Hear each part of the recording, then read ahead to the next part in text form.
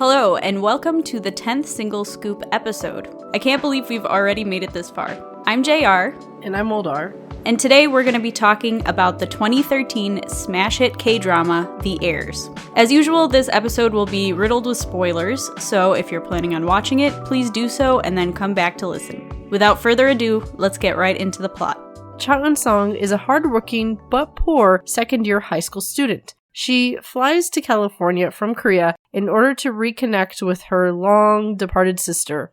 Departed as in she left the country a long time ago to live her life in California.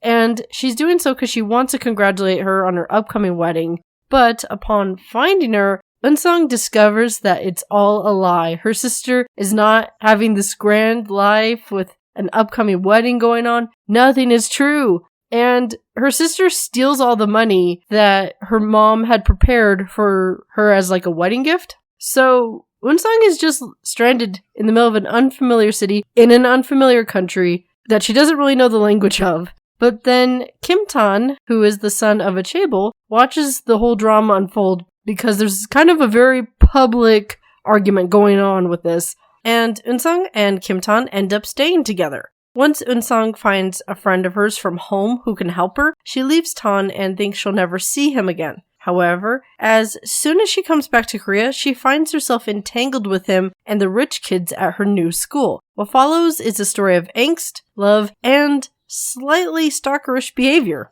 The show was 20 episodes long and started airing on October 9th through SBS. It was written by the famous Kim Eun-suk of Secret Garden fame and directed by both Kang Shin-hyo and Boo Sang-chul. An interesting thing about this show is that it was co-produced by the now-defunct streaming service Drama Fever, which I believe was based in the States. They had a whole plethora of Korean shows and actually had licenses with multiple of the broadcasting companies, which I thought was very interesting. The show did incredibly well, bringing in over 15% viewership ratings, as well as multiple awards. To this day, it still has a fervent fan base that's hoping for a second season, though it's probably unlikely as it's almost 10 years old now.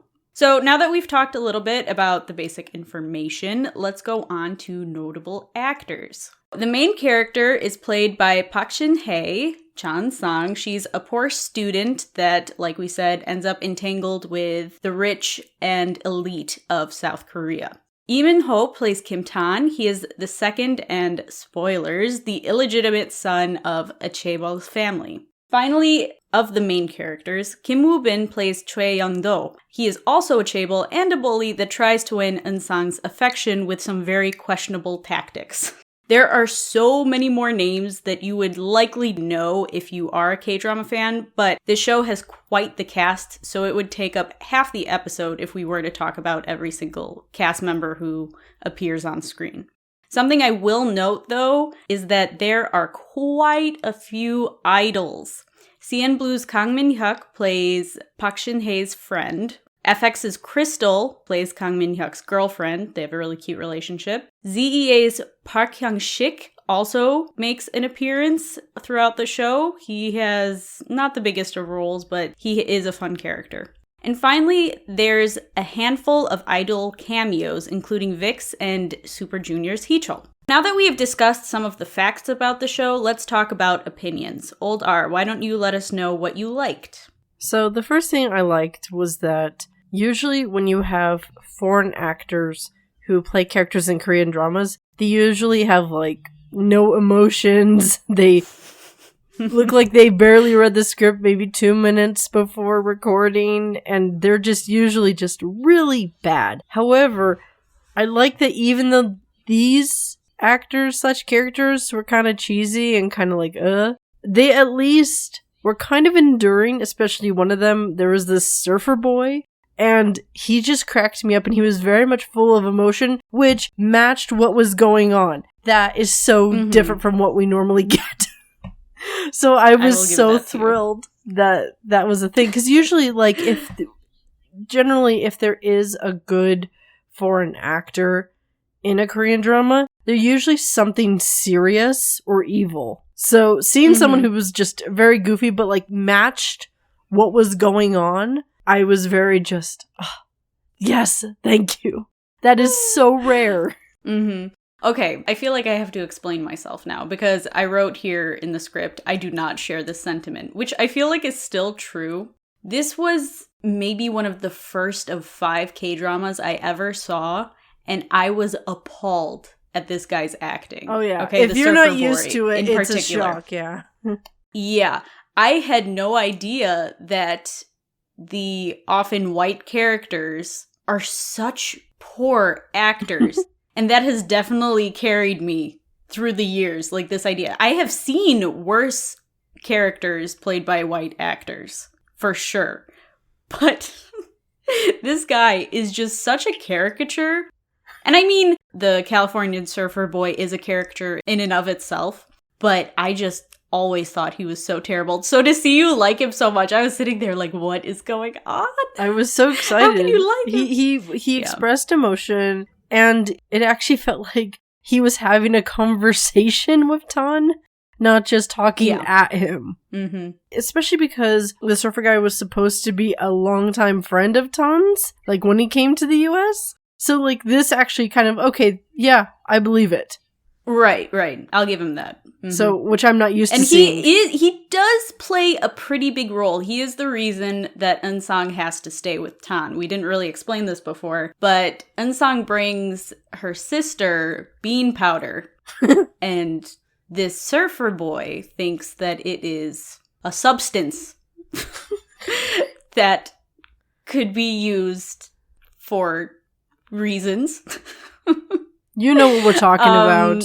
Yeah, we don't have to go into it. So yeah, he is the reason that they have to come together. So his character makes sense. I just think he is a very poor actor. And you probably won't see him in any American television. Probably not. That was probably like his one thing. But I feel like he served his purpose well for this. Mm-hmm.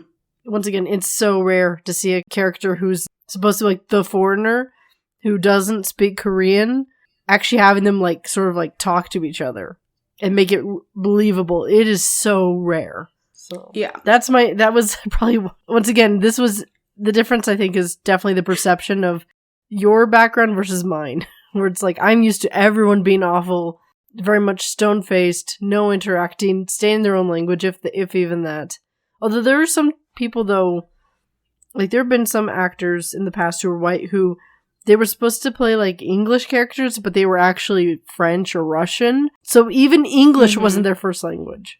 Yeah. So that doesn't help things either. Quite a bit. Mm-hmm. That's true. So funny. So JR, what's the first thing that you liked? Okay, so like I mentioned, this was one of the first K-dramas I ever watched. And because of that, the actors are a really big part of why I love this show. Because going forward, I could look at those actors and be like, oh my goodness, I saw them in Heirs when they were a few years younger, that type of thing. So many of them have gone on to do really incredible things. So even if it isn't the best written show ever, it definitely was a launch pad for so many talented people. It's pretty much a makjang, I feel like, It's got the birth secrets, it's got the dramatic acting, it's got the crying almost every episode. And I think that all the actors did really well within that genre, but they also had enough range that they were able to go on and take on more serious roles or more comedic roles. And it's an ensemble cast. I love ensemble casts. Anytime there's a big array of people all working together to do something, or not really together in this case, I just really enjoy the dynamics on the screen for that. So of those actors, Kang Han-il, he plays the group Sunbae in the school. He's not really their age. He just kind of floats around not wanting to go to college. And I think his ending is pretty nice in that sense. He really kind of comes into his own along the way. That's another thing. There's good character development. So he was one of my favorites. And then Park Young-sik is so funny. He's taken on a lot of serious roles in the past few years, but he really does comedy well. And I hope that one of his next ones will be a comedic role. Something that I liked about the actors was that a lot of them had really good chemistry to where it really felt like, oh, these people have history together. Like Crystal and Minhyuk's relationship, like it felt like, oh, they'd been together for a long time. It was established. Or Eun-sang and Minhyuk, like it felt like they'd been friends for a while. Like, it definitely felt like the way that the actors portrayed their characters, that there was some, not depth, what's the word? There was... History? Yeah, it felt like there was some history that was going on previously, so it was more believable. Because there's sometimes in dramas where it feels like, no, you two literally met a week ago. Right. And I think that's partially because of the time it came out and because so many of the actors were idols. So they probably did know each other to a certain extent. They were all similar ages. They weren't exactly all the same age. Like, I'm sure Park Shin-hye and Kang Min-hyuk knew of each other, you know, because probably. By this point, Park Shin-hye had acted with CN Blue and FT Island members before. That's right. So, I mean, they probably met at least once before, I would think. So I think that really added to all those relationships. Yeah, so why don't you tell us your second point? So my second one was that I really enjoyed Crystal in this. And the main reason is that she seemed to be the only person who acted and dressed her age in this drama. And I hadn't seen her in any other drama before this, so this set a very high bar for me. I only knew her mainly as an idol. So, like, I knew, like, her talent on stage. But her as an actress, though, I was very unfamiliar with. So if I see Crystal in a drama in the future, I'm more likely to want to watch it just because I liked how she handled it here. I've seen her in quite a few things at this point. In my opinion, she's a really great actress. And this was one of her first roles. It was still a supporting role, but I think it was able to really showcase her skills well. Very well. And I think part of that was that she was closest to the high school age out of any of the other actors. I think she was 19. Which we'll get into. Yeah, we'll get into that. She was obviously one of the actors that benefited from this show because her next role, that was a cameo, but right after that, she got a lead in a show called My Lovely Girl. It was trash, but that was not her fault. The show was bad. She was not. It happens. What can you do? But yeah, something recent of hers was a movie called More Than Family, and I highly recommend that to anyone who can get their hands on it.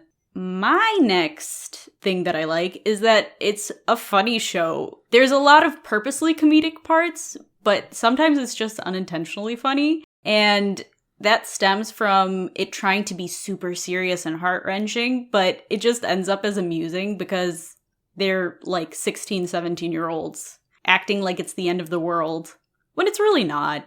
They're just dramatic. And that's part of, like, the soap opera-ness that comes out, I think. So I find that part to be fun. Yeah. It definitely, there were some parts where we were laughing at. It's like, we probably shouldn't be. This is supposed to be very serious. But we cannot take it seriously. Nope. Like, this isn't a Everlasting Love series by far. It's not even close to that. Or Stairway to Heaven. Like, it's not that serious. Mm-hmm. And there's no real stakes either. We'll talk. I feel like in the end, talk about that later. Yeah. We have issues with the stakes.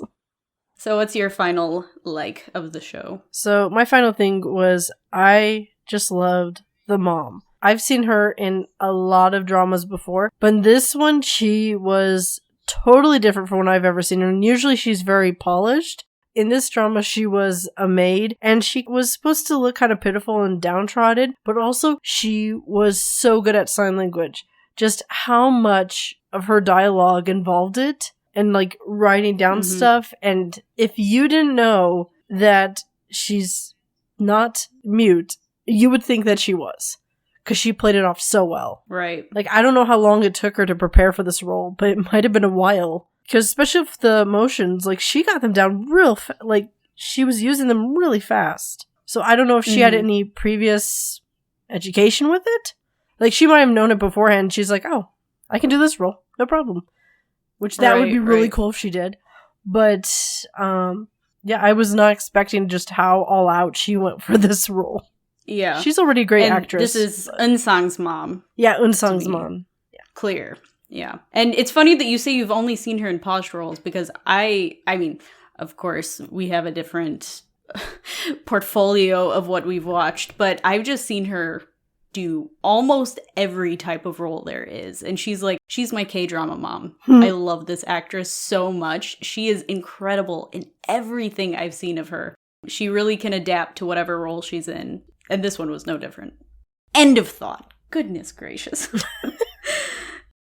Okay, kind of pivoting off of that, my final like of this show is Eun-sang's mother's relationship with Tan's mother. So like we said, she's a maid, she's a housekeeper, and part of the reason that Eun-sang is going to Tan's school is because they live with Tan's family. And that's like a whole other can of worms. Anyway, while Tan's mother is pretty terrible at times, as the show goes on, you understand a bit more of why she is the way she is.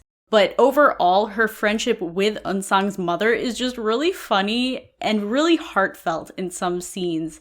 And you just feel for both of them. Because in a way, they're in similar situations, if that makes sense. Like, by no means is it the same. By no means does that, like, make one less than the other. But they just have a really great bond by the end of the show, and I loved watching that grow. Yeah, it was every time that they were both on screen. I don't care who else was on screen. I was rooting for them. Whatever stance they had, I agreed with.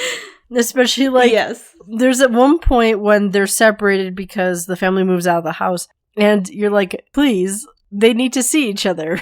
They cannot just be apart, and that's where it ends. And then sure enough, they do get to see each other at the end. It's like, yes!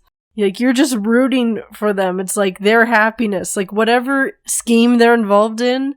Because at first, like, they're kind of like standoffish to each other. But then over time, though, they really work together. And they really respect each other. And also, there's one scene where Tan's mom dresses up to pretend to be Eun-sang's mom to go to the PTA. And she was doing that because she knows that her housemaid can't speak and was trying to basically help her out. And just like certain stuff like that, where like they try to frame it as, oh, we just don't want secrets getting out about Tan. But then how it was executed, though, and how they really went about thinking of these ideas was out of just trying to take care of each other. Mm-hmm. I really enjoyed that. That's a good relationship. Now that we've talked a little bit about what we liked about the show, let's discuss what we disliked. And my first point is that 90% of the show is just Tan and Youngdo being the absolute worst men on the planet. Yep. And this is partially due to the fact that they both have really terrible fathers that have just not been good examples for them, and they've unknowingly picked up on their habits, or they just never had that proper fatherly example as they were growing up, and it stunted them, you know? Yeah. So it's understandable when you finally get that backstory on stuff, but it's just so annoying to watch after a while because they're really pushy, they can be aggressive, and you're just sitting there like, y'all need to chill. Go to family therapy, go to personal therapy, and then try to get a girlfriend. This is not the way you go about it. There were quite a few times where we were talking about how they framed this whole drama wrong. They should have framed it as a horror or like a thriller. Just because of how much people were stalking people. People were breaking into other people's stuff. People were stealing stuff. People were following people around for hours. Like that kind of thing. It's just like the way the characters were written. It's overwhelming. It's very overwhelming. And I feel like you might not realize that if you're younger watching it. Well, I definitely didn't think of it that way the first time I watched it. The first time I watched it, I was a teenager. So watching it now, I'm sitting there like, wow, this is, like you said, overwhelming. Yeah, especially for Tan and Youngdo. It was just all the time. That's like, I'd say about like 70% of the time that they're on screen, that's all they're doing. Mm-hmm. Just like, you guys need to back off. Both of you.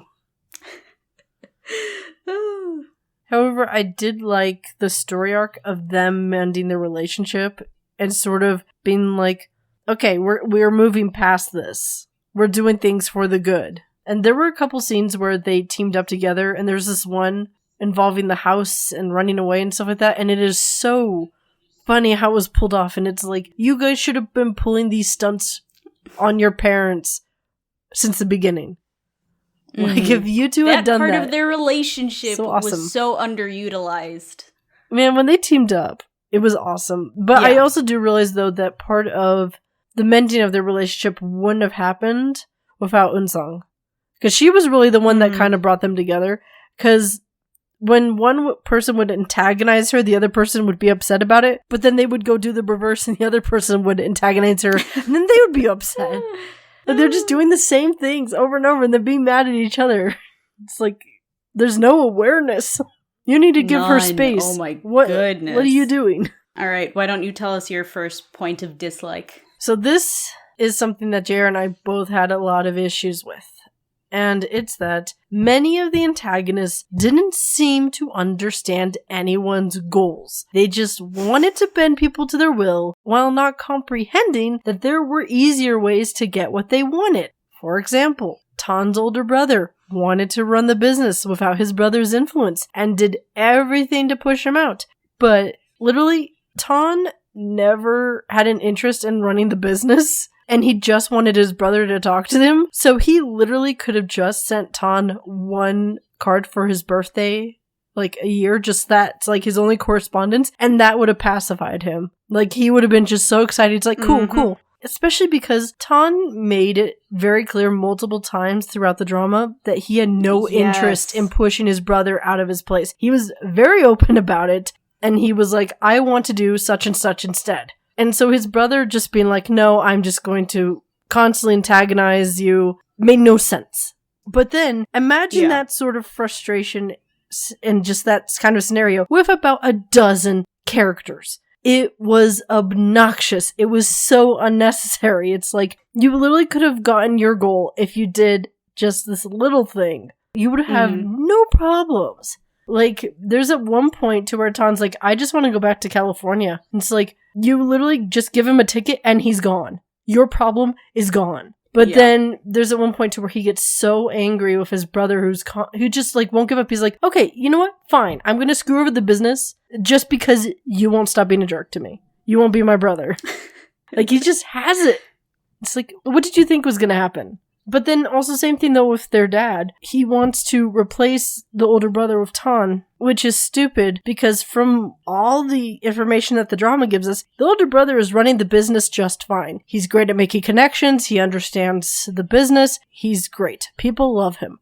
No problem. He actually is a hard worker. He doesn't just take it as, oh, this is my dad's company, so I'm going to do it however I want. He seems to take a good interest in it and does good work. So this was just stupid.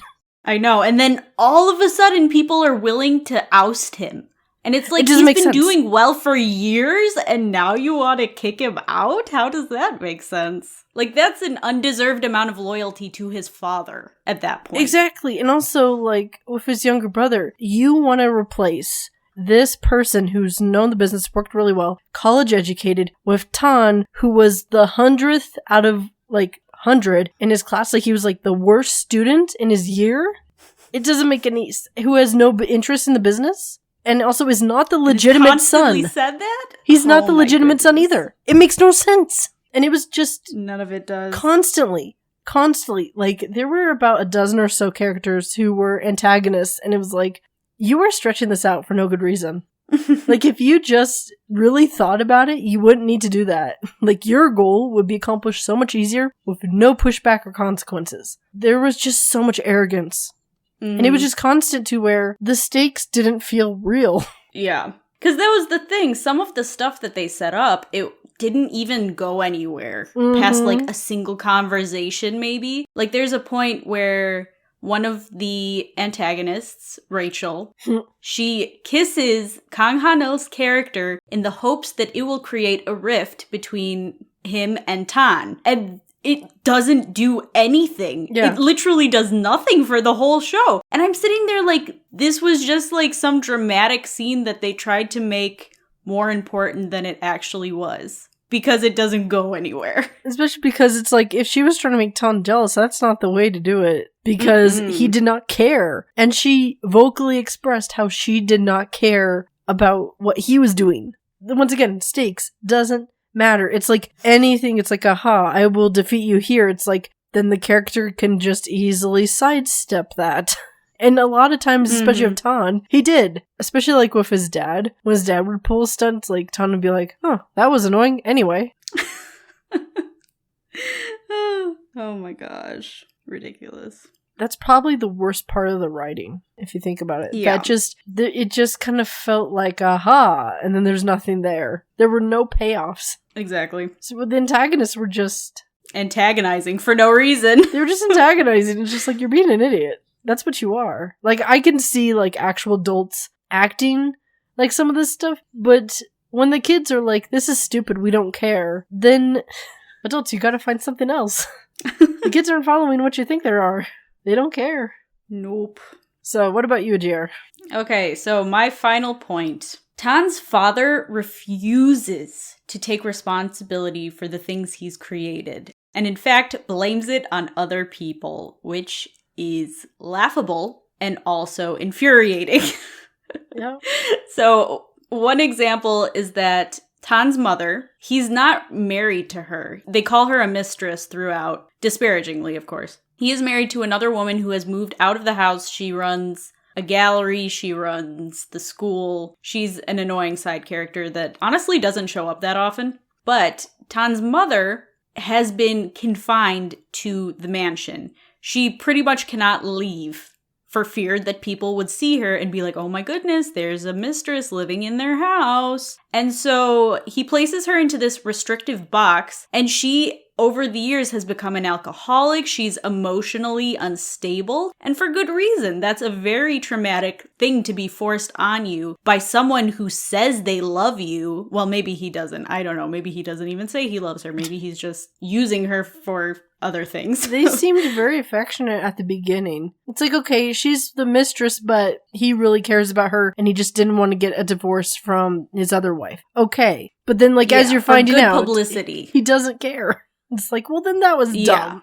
Yeah, so all these things have happened because she has been confined, and then he acts like he isn't the reason for that happening. And it makes me so mad even now. Because she is, like, spiraling by the end of this show, and she wants to leave, and he's just being so manipulative and emotionally abusive to her. And I mean, and that's just like one small part. He's terrible to Tan and to his older brother throughout the entire show. Like we said, he wants to oust Wan, Tan's brother, for no reason other than to put Tan, for some reason, at the head of the company. Never justifies it. Never justifies it. Nope. At least not sufficiently to me. It did not feel sufficient enough for you to kick out because in Korea, having like a legitimate son is a big thing. So, and well, historically, across the world, not just in Korea, right. What am I saying? But for the son who is legitimate, he's older, he went to college,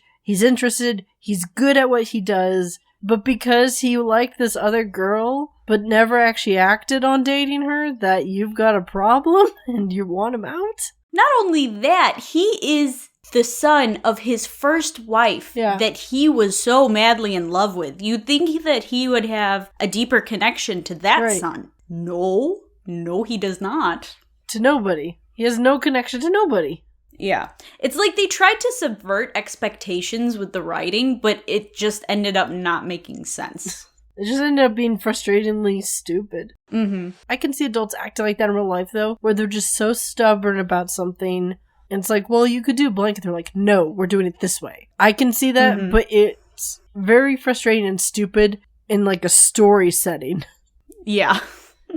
And also the amount of times where he would say something, he would act on something, then he'd be shocked that there were outcomes from from what he was doing. It's like, what? How could this happen? Like, he would just like shout stuff to nobody, and then, what? This caused something to happen that's bad? Why? No way. Constant. Yep, there was a lot of that.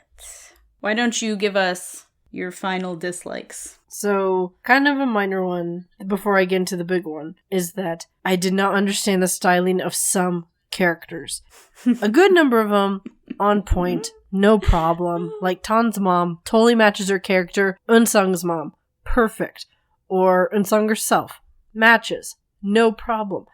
But then for everybody else, the worst one, though, was Tan's father's second wife, who I have seen her in a lot of dramas, and she is a very pretty lady. They did everything to make her look awful. The makeup, her haircuts, her outfits. She looked terrible. It's like, how did you do this? Why did you do this? For what purpose? Every time she appeared on the screen, I just felt bad for the actress. Because I could just imagine her sitting in her chair as she's getting ready and being like, are you kidding me?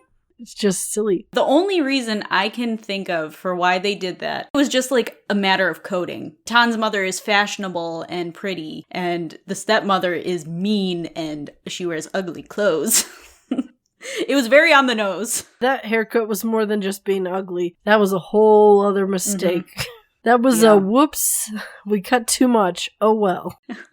Like, that's what it looked like. It looked like an accident where it's like, wait, is her hair like... Which I was doing that a lot. I'm like, that doesn't make any sense.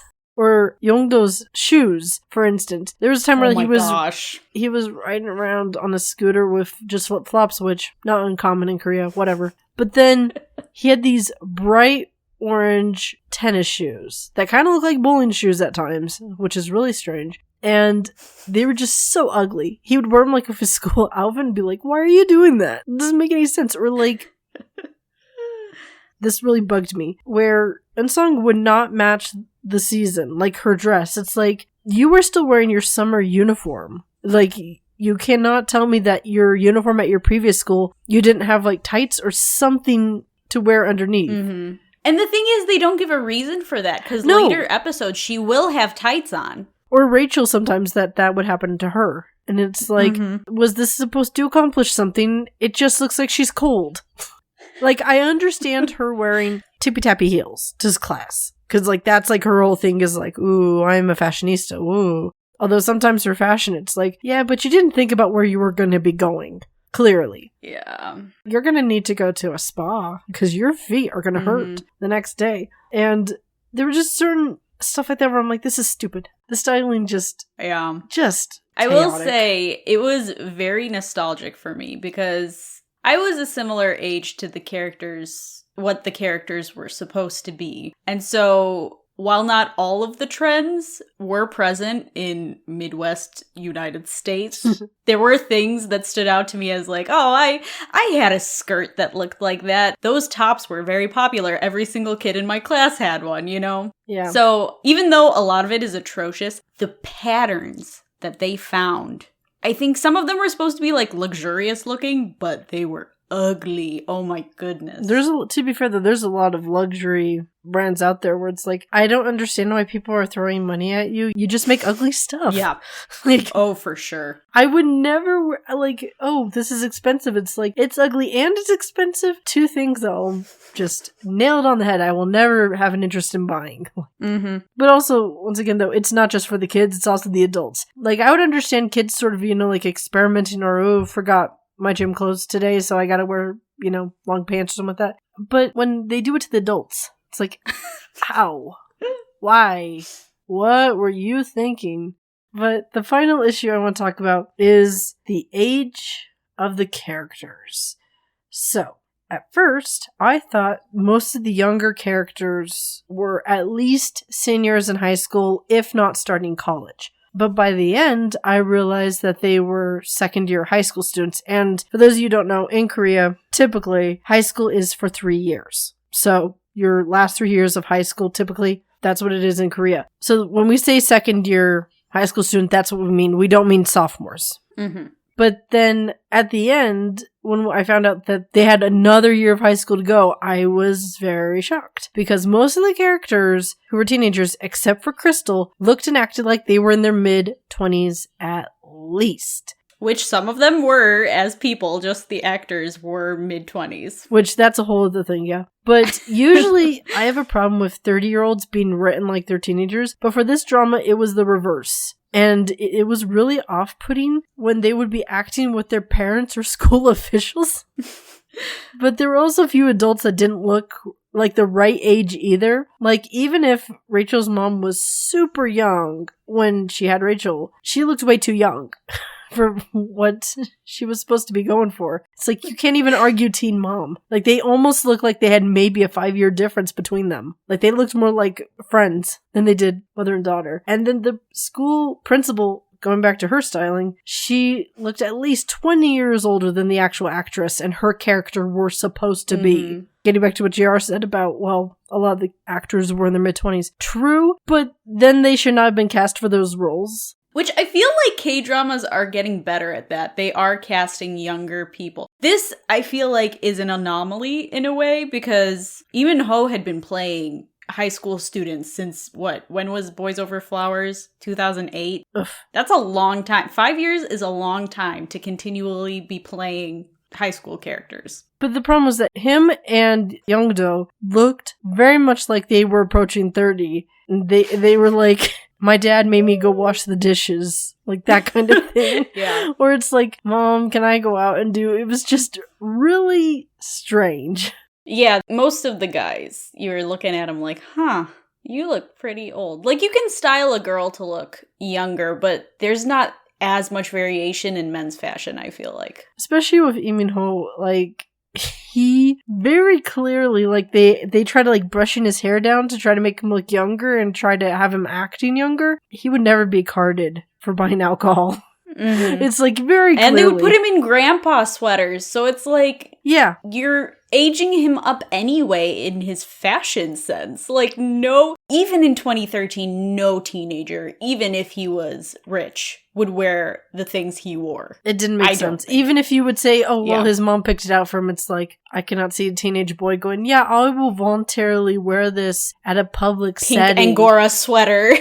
Yeah. I'm gonna go to school dressed as this. There were a couple of, like, accessories, too, where it's like, I cannot see a teenage boy being cool with this. Mm-hmm. Teenagers would not be like, no, thank you.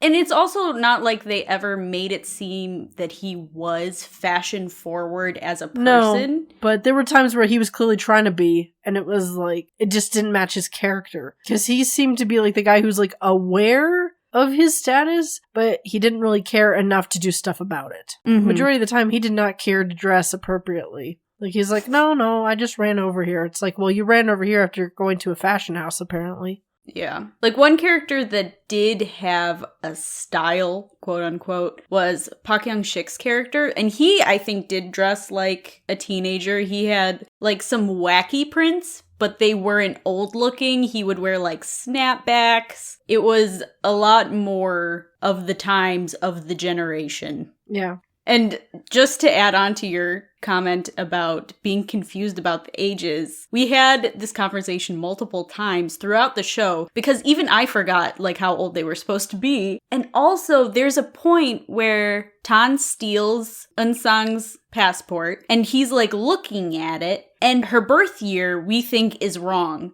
If we did the math correctly, she would have been 15. It was something close to that, something not even close to her age that her character was supposed to be. Yeah, it didn't make sense for her to be in the grade she was in if she was 15. Unless she skipped a grade. We're just sitting there. Which they never mentioned. She's kind of hinted at being very smart and hardworking, but we didn't see her, like, she was not number one in her class, by the way. Like, that was Min-hyuk, by the way. He was clearly the studious one. Right. So we think that the prop department got her birth year wrong. Not Park Shin-hye's birth year, the character's birth year, just to be clear. That was confusing for sure. And it didn't really click for us until we realized, like, the whole time they're calling Kang Han-il's character Sunbae. But that's when we were like, okay, if there is a character that is walking around, never in their classes with them, and they're calling him Sunbae, then that means that he is a year older than them, and he's talking about taking the college entrance exam and what he's going to do with his life after the school year is done. So then we were like, okay, so they definitely are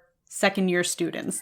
That makes sense. But we didn't realize that until the end, and we had a discussion about it, because for the longest time, we thought he was held back a year because he was notorious for failing class and needing a tutor. Right. But he specifically did do bad in academics on purpose, though, because he was trying to get out of his parents' plan for him, because they were just like, and you're going to marry this person, you're going to do this, and then he was like, So that didn't help either. So that was also confusing. So we thought they were like in their last year of high school for like a long time. And also like Tan, when we first see him and he's going to school, it feels like he's a college student or like going to community college. So right, that because of the way that his US school is set up, it looks like a college. And maybe it was? I don't know. It was, what was it, the Redlands? Yeah, the Redlands in California. Like, they show the name of it and everything. Yeah, and it looked like a private just very school. much looks like a college. Yeah, it was either a private school or, which it might be a private school and a college, but it did not give off the feeling of a high school. So then when it's like, oh, and he's got another year of high school after this, it's like, what?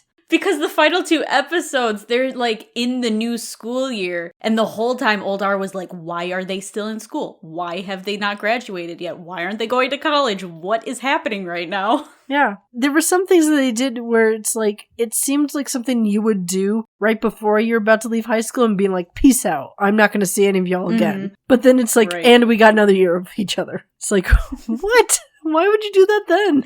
Didn't make any sense. But I will have to say, though, I was thinking about this, that the most age-appropriate relationship in there, though, has to be Crystal and Minhyuk's. Because there were certain times where they were fighting each other. And it's like, yeah, that sounds like something that teenagers would fight over. Like petty stuff, you know? Like, that's not too serious. That's not too life-altering. Yeah. Well, some of it was supposed to be comic relief. Which it was. Right. But it felt more realistic than most of the relationships in there. It felt more realistic than a lot of the adult relationships. Mm-hmm. So, once again, they're great, but we were just so confused. How old are these people?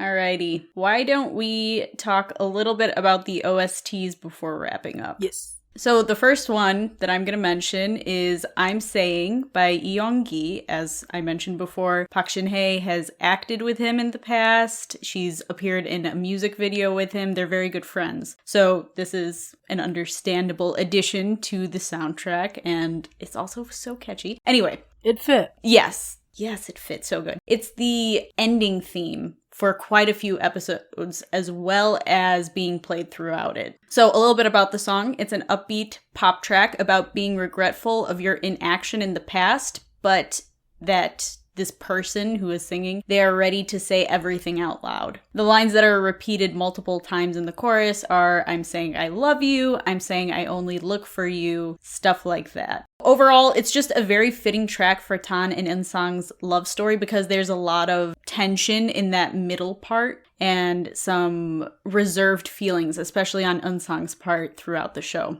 I also do want to mention that if you were around from maybe 2013 to maybe 2016, that song was used everywhere in K-dramas and reality shows for like a comedic effect in the love lines. And there's such a nostalgia with that song for me because of that.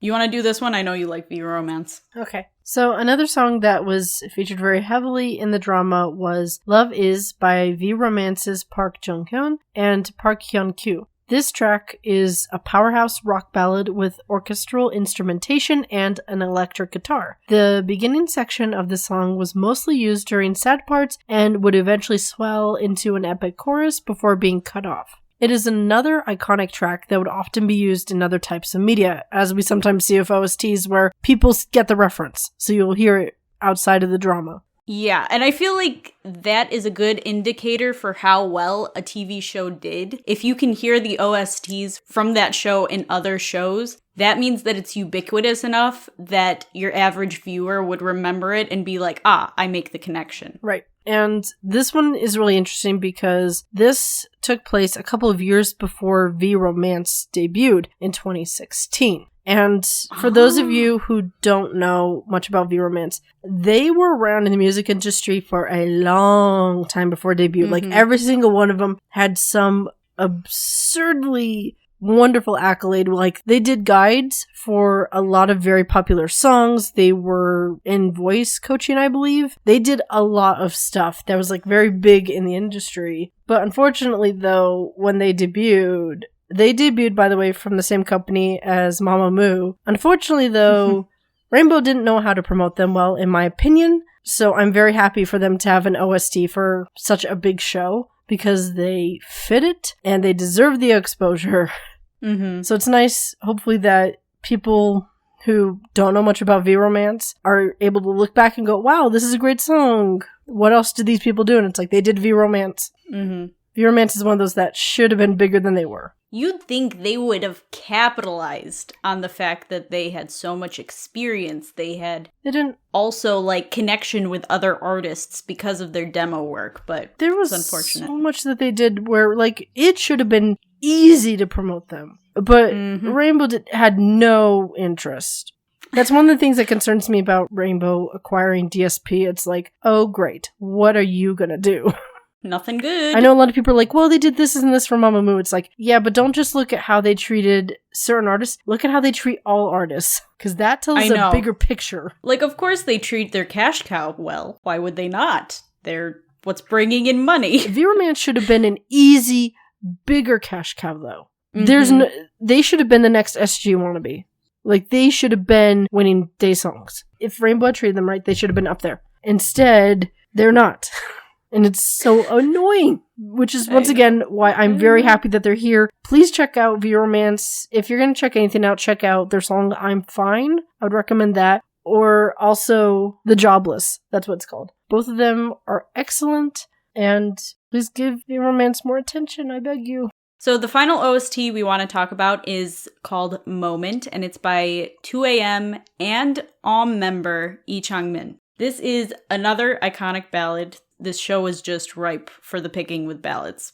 The chorus was mostly used, and again was used in loving or sad moments, very emotionally charged ones. And all of the songs that we have mentioned were just so specific to their type of scene that you could probably guess which one was coming up. And the vibe of this one and Love Is, they're quite similar, and I have a great meme up on our Instagram about these two songs. If you want to check it out, it'll be linked in our description.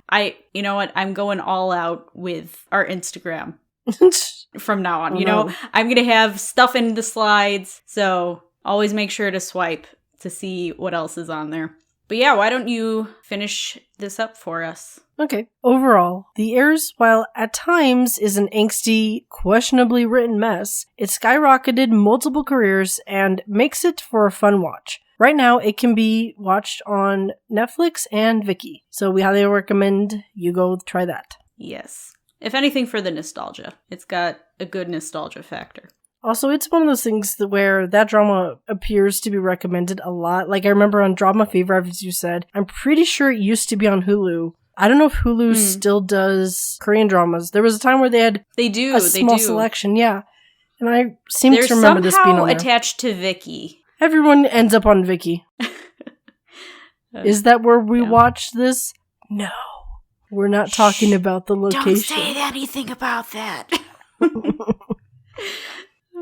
So you would recommend it. Final thought. I would recommend it just because it's a name that comes up. And a lot of the actors it's a classic you've seen. For sure. Yeah. It's you think 20 it's worthy episodes. of the title of classic? Well, I think it counts. But I don't think it's... Okay. I don't think that it's up there with, like, Spring Waltz. I would never put it up there on that, like, that level of perfection. No, this is just one of those things where it's, like, it's pretty common knowledge. Like, a lot of people have seen it and reference it, so then you're going to be in on it. Yeah. It's fun. At the very least, it's fun. It's definitely a ride. Thank you for listening. If you enjoyed the episode, then please make sure to rate, subscribe, follow, and tell your friends about us. If you want to interact with us or just see more of our content, then you can follow us on Twitter at K-Pop Sundae or on our other social media platforms, which will be in the description. More single scoops are coming your way soon. Thanks, everyone. Bye. Annyeong.